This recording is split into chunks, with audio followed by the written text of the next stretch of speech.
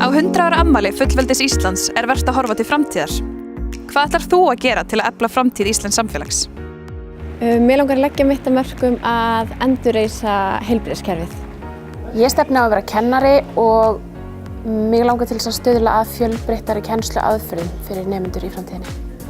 Ég ætla að móta komandi kynslóð sem leikskólakennari. Mér langar að leggja mitt af mörkum að bæta aðstæður og úrræði þeirra sem glíma við geðræn vandamál. Ég ætla að útskrifast úr háskóla og reyna að seinka barneignum sem mest. Kaup mér rafbíl og menga þá minna. Ég ætla að berjast fyrir bættri þjónustu á landsbyggðinni. Mig langar að stofna fyrirtæki og veita einhverjum atvinnu. Ég ætla að þróa lyf með líftæknilegri lyfjaverkfræði.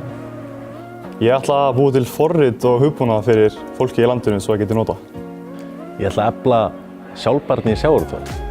Ég ætla að vera duglegri að flokka. Ég ætla að taka Ómar Ragnarsson milli fyrirmyndar og nota þessa plastflösku í svona 7 ár. Halda áfram að efla lýðheilsu fólks í landinu.